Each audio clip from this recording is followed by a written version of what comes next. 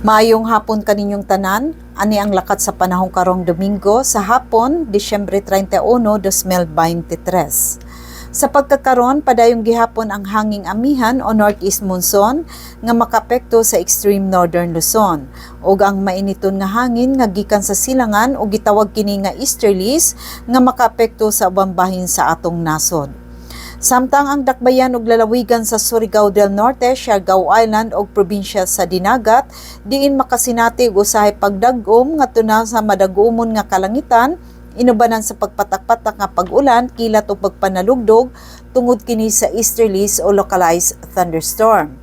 Hinay ngadto sa kasarangan nga hangin ang muhuyop gikan sa silangan ngadto na sa amihan ang silangan direksyon ug hapsay ngadto sa kasarangan ang balud sa kadagatan.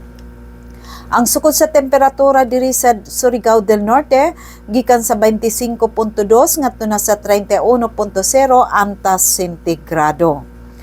Ang dagat mo taob unyang kaadlawon sa alauna size nga adunay sukod nga 1.1 meter ug mohunas ugma sa buntag sa alas 9:59 nga dunay sukod nga negative 0.1 meter. O wala tay gale warning nga giisa diri sa Surigao del Norte o uban bahin sa Mindanao. Ang adlaw musabang ugma sa buntag sa alas 5:53 ug mosalop karong hapon sa alas 5:27. Mao katong latest update sa lakat sa panahon karong adlaw gikan sa Pag-asa Surigao, kini si Francis Simorlan.